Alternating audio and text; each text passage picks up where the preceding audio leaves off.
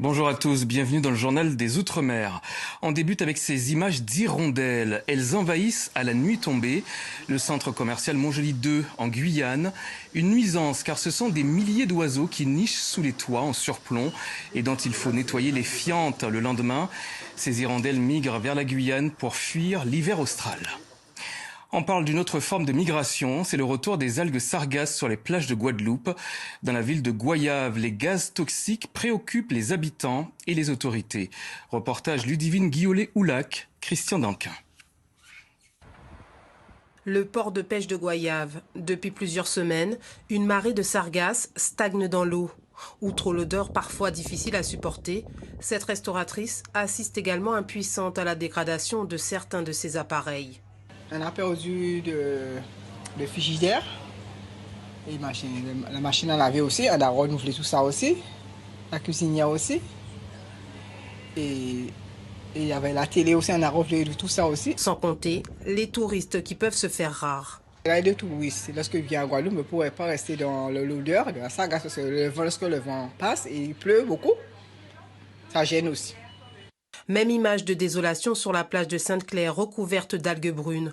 Une situation critique, d'autant que depuis quelques jours, la concentration en sulfure d'hydrogène a dépassé le seuil autorisé de 1 ppm en moyenne. Et comme le veut une convention signée avec l'État en 2019, la municipalité a 48 heures maximum pour lancer le chantier d'enlèvement. Sur le port, le ramassage se fera donc avec une pelle à bras longs. La pelle à bras longs, elle va aller chercher les algues le plus loin possible. Et l'idée est de pouvoir dégager le littoral, donc le bord, pour que les algues qui vont entrer, puisqu'on attend d'autres algues, malheureusement, pour que les autres algues puissent arriver et ne pas aggraver la situation. Les équipes devraient en revanche rencontrer quelques difficultés sur la plage de Sainte-Claire, en cause la présence de bois flottés. Les travaux de ramassage devraient ainsi débuter dès ce week-end. La Cour de cassation a rejeté le pourvoi de plusieurs associations et de particuliers. Il n'y aura pas de réparation pour les crimes de la traite et de l'esclavage. La Cour confirme une décision des magistrats de Fort-de-France qui estimait les faits prescrits. Les plaignants entendent lancer de nouvelles procédures.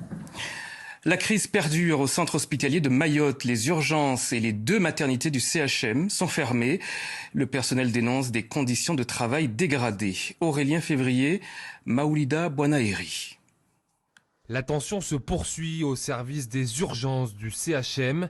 Des médecins ont publié un communiqué de presse. On y lit notamment que les conditions de travail continuent de se dégrader, ou encore que les moyens humains du SAMU ne sont plus à la hauteur pour répondre aux détresses vitales.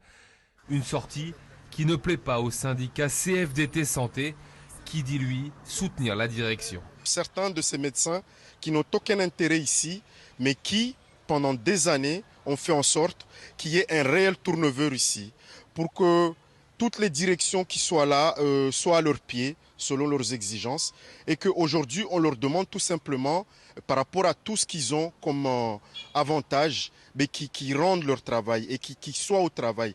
Le nœud du problème, ce seraient les conclusions d'un audit commandé à l'arrivée de Jean-Mathieu Defour, le directeur du CHM. Dedans, certains médecins urgentistes sont pointés du doigt, ne réalisant pas leur temps clinique, pouvant aller jusqu'à générer du temps additionnel rétribué. Depuis 1 an, la chef du service des urgences, c'est elle, Alimata Gravaillac. Elle a sous ses ordres en ce moment 11 soignants, il devrait être 37. Je vous regarde droit dans les yeux. Mon équipe urgentiste, je les veux au boulot. On peut améliorer nos conditions en parallèle, mais nos patients doivent passer en priorité. En ce moment, 90 patients passent par jour par le service des urgences du CHM. Direction l'île de la Réunion pour éviter le rush de dernière minute. Certains parents commencent déjà les achats de fournitures scolaires pour la rentrée. Une prudence bien nécessaire en période d'inflation. Hermione Razafine arrive et Alexandra Pêche.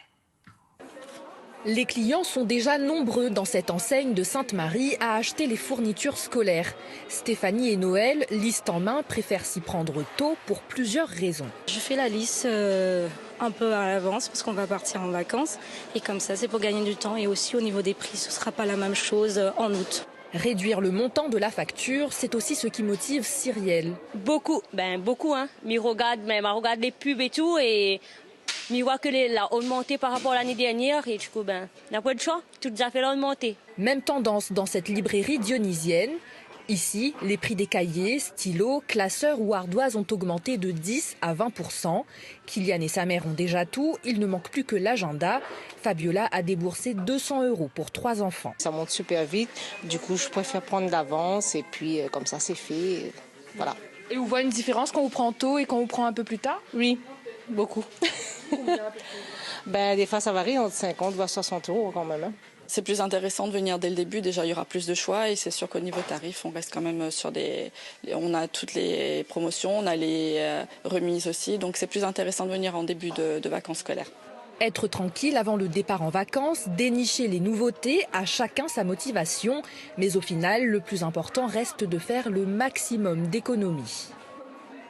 Les coraux de la planète sont en danger. Menacés par le changement climatique, ils sont aussi fragilisés par certaines algues envahissantes. À Punaouia, en Polynésie, 2 associations tentent de sauver le corail. Karine Liénard et Jérôme Lee.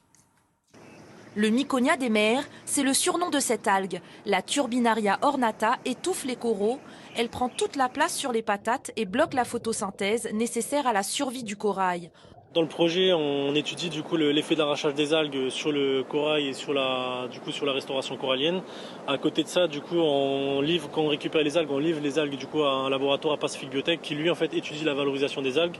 Pour l'instant, en fait, on peut faire du coup les algues, elles peuvent être utilisées du coup dans la cosmétique ou même du coup comme biostimulant agricole. Et il y a plein de bienfaits encore qui sont à étudier. En attendant les études, place à l'action. Le bouturage du corail, comme en cuisine, on découpe ses ingrédients, ici en morceaux de 1 cm². Ensuite, ces microfragments sont collés sur des supports, communément appelés plugs. Une fois que ça a été collé, on va retourner du coup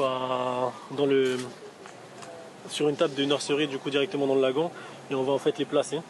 Donc on va les laisser du coup environ 1 mois directement sur cette table de nurserie. Et grâce à la numérotation qu'il y a sur ces plaques, on va pouvoir du coup analyser la croissance, voir du coup les microfragments qui ont poussé. Et le but c'est de pouvoir les transplanter à un endroit où on aura arraché une algue envahissante, donc la Turbinaria ornata, pour pouvoir un peu aider le corail à reprendre sa place dans le récif corallien. To'anu'uroa fait partie des 4 lauréats d'un appel à projet organisé par l'OFB, l'Office français de la biodiversité. On a investi dans le cadre de cet appel à projet à peu près 500 000 € en Polynésie française sur divers projets de recherche. Donc ce qui est vraiment intéressant dans ce projet, c'est que c'est un projet de démonstrateur, un projet test, un projet pilote qui devrait être réplicable par la suite s'il s'avère concluant. On finance ça en espérant que ça fonctionne et que ça puisse être répliqué par ailleurs partout en Polynésie.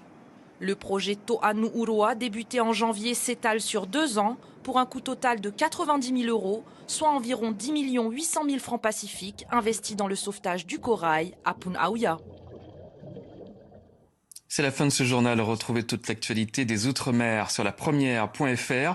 On se quitte sur ces images. À Bora Bora, les habitants vivent au rythme du Heiva.